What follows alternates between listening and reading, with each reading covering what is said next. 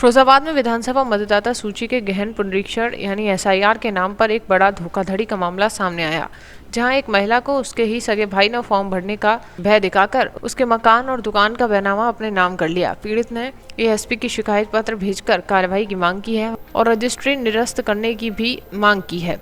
गुरुग्राम में रहकर सिलाई का काम करती सरताज खानम को अंदाजा भी नहीं था कि उसके अपने ही भाई आजाद की नीयत इतनी खतरनाक हो जाएगी। सरताज ने मेहनत की कमाई से रसूलपुर थाना क्षेत्र के नालबंद चौराहे स्थित एक मकान और दुकान खरीदी थी, लेकिन उसकी अनपढ़ता का फायदा उठाकर उसके भाई ने बड़ी चाल चल दी। आरोप है कि आरोपी भाई गुरुग्राम पहुंचा और सरताज को एसआईआर यानी मतदाता सूची पुनरीक्षण का भय दिखाया गया। उसने कहा कि सरकारी एसआईआर फॉर्म भरने वालों की जांच कर रही है। अगर फॉर्म नहीं भरा तो देश से बाहर भेज दिया जाएगा, देश से भी निकाला जा सकता है। ये सुनकर वो डर गई और सरताज अपने भाई के साथ फिरोजाबाद आ गई। भाई उसे सीधे तहसील ले गया, जहां कागज अपडेट कराने के नाम पर उससे कई दस्तावेजों पर हस्ताक्षर कराए गए। तहसील में बस इतना पूछा गया कि वो मकान और दुकान गिफ्ट कर रही है, लेकिन सरताज गिफ्ट का मतलब नहीं समझ पाई और हस्ताक्षर कर दिए। उसके बाद जो हुआ वो हैरान कर देने वाला था। एसआईआर फॉर्म नहीं बल्कि मकान और दुकान की रजिस्ट्री भाई के नाम पर चढ़ गई। खाना क्या हुआ आपके साथ? किस तरीके से एफआईआर के नाम पर आपके साथ धोखाधड़ी हुई और किसने? मेरे भाई आजाद ने धोखाधड़ी से एसआईआर के नाम पे एक फॉर्म भरना है, तो मुझे गुड़गांव से लाके और धमका के एसआईआर का तो कोई काम नहीं कराया और जमीन अपने नाम से तहसील में ले जाके डायरेक्ट अपने नाम करा ली। क्या कहा था आपने आपसे उनने? उन्होंने ये कहा था कि एसआईआर का फॉर्म भरा जाएगा, लिस्ट में तुम्हारा नाम है तो मैं एसआईआर का फॉर्म भरा जाएगा, अगर नहीं गई तुम तो तुम्हें कहीं भी, मतलब मुसलमानों के साथ ऐसी हो रहा है, कहीं भी छुड़वा दिया जाएगा। फिर क्या हुआ? फिर वो उन्होंने उसका तो कुछ नहीं करा, जमीन का वो अपना अपने नाम करवा लिया, गिफ्ट करवा ली। गिफ्ट का मुझे कोई मतलब नहीं मालूम था कि जमीन भी गिफ्ट होती है। क्यों, मैं पढ़ी लिखी नहीं हूँ तो मुझे मालूम नहीं था। वकील से ही मैंने किया था, तो वकील ने भी कह दिया अरे ऐसा कुछ नहीं है, वो तो सिर्फ मेरे देख रेख में रहेगी, वो करवाया मैंने, ऐसा कुछ नहीं है। आपने शिकायत की? फ्रॉड हुआ है, आपने किसी से शिकायत की? हाँ, वहाँ गए थे, कप्तान साहब के पास गए थे हम, क्या कहा तो उन्होंने? उन्होंने फिर हमें सीओ साहब के यहाँ भेजा था। वहाँ अपनी मतलब शिकायत करी है, तो उन्होंने कह दिया अभी जांच चल रही है उसकी। अब क्या चाहती हो आप? अब हमारा बस ये है कि हमारी जमीन हमारे मतलब वापस कर दें, और हमसे मतलब नहीं रखें, और हमें मारने की धमकी दे रहा है कि मिल नहीं रही है। अगर जब भी मिल गई, और उनकी माँ और उनकी एक बहन है जो लेबर कॉलोनी में मुझसे छोटी है, वो साथ दे रही है, और उनकी बीवी, हमारी माँ बुजुर्ग है, उनसे जो कह दो वही मानती है। तो वो घर में कह रहे थे अगर ये घर में आए तो सब लोग मिलके मारना, और गली में अगर मुझे मिल गई तो मैं लेके आऊंगा, मारना सब।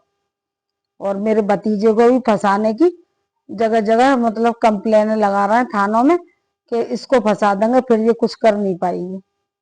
तो और क्या सरकार से क्या चाहते हैं कि एफआईआर के नाम पर जैसे तो बिना पढ़े लिखे ऐसे लोग हैं उनके साथ धोखाधड़ी इस तरीके से? तो सरकार से ये चाहते हैं धोखाधड़ी ही ऐसे रोकें, और ऐसे बेपढ़े लोग हैं उनके साथ, और ऐसे भी जैसे मेरे साथ फ्रॉड हुआ है ऐसे औरों के साथ भी हो सकता है एफआईआर के नाम पर? एसआईआर के नाम पे। है मोहम्मदगंज में मैं रहता हूँ। क्या हुआ आपके बुआ के साथ? मसला ये था, मेरे बुआ का फोन आया मेरे पास 14 तारीख को। इन्होंने पूछा कि गिफ्ट का मतलब क्या होता है, मेरी प्रॉपर्टी गिफ्ट करवाई गई है।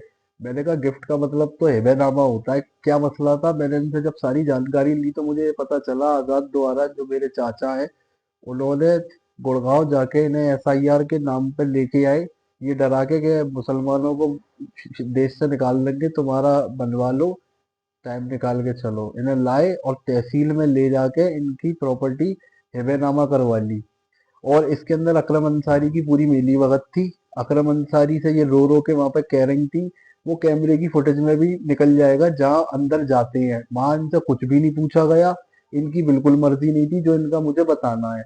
उसके बाद ये पढ़ी लिखी नहीं है, मैं इनकी मदद कर रहा हूँ, तो मुझ पे दबाव बनाया जा रहा है। रसूलपुर थाना दक्षिण थाने में मेरे खिलाफ झूठे प्रार्थना पत्र दिए जा रहे हैं। आज 7 दिन हो गए, 7 दिन से मैंने कपड़े नहीं बदले, मैं घर पे भी अपने जा नहीं पा रहा। कहाँ कहाँ शिकायत की आपने? मैं माननीय विधायक जी के पास गया था, उसके बाद मैं कप्तान जी के पास गया था, अभी भी मैं कप्तान जी के पास से होके आ रहा हूँ। तो उन्होंने कहा था कि आप आश्वासन दिया था कि आप परेशान ना हों, पूरी मतलब इसकी एफआईआर करी जाएगी। अभी ऐसा है, सीडी कल बनवा के हमने तैयार करवाई थी, बयान इनके दर्ज हो गए थे। आजाद के द्वारा कई लोगों को प्रताड़ित किया गया है। इसने अपने बहनोई के 12 लाख रुपए खा के बैठा हुआ है। दूसरी चीज, एफआईआर का फिर क्या हुआ, एफआईआर हुआ? एफआईआर इनका कुछ नहीं हुआ, वो इनका काम पेंडिंग में है। इसे आजाद को उस चीज से मतलब ही नहीं था, उसको सिर्फ और सिर्फ इनकी जगह हड़पनी थी। लगभग कितनी रुपए की संपत्ति? संपत्ति करीब इस वक्त होगी 30 से 35 लाख की संपत्ति है। ये वहां पे सिलाई का काम करती हैं, रेंट पे रहती हैं, करीब 10-12 साल से ये काम कर रही हैं। धीरे धीरे करके पैसा जोड़ के इन्होंने पिछली ही साल वो संपत्ति खरीदी थी 6वें महीने में, जिसको इन्होंने थोड़ा बहुत बनवा भी लिया था यहाँ पे आके रहने के लिए, लेकिन इनकी वो संपत्ति भी उसने इस तरीके से कर ली।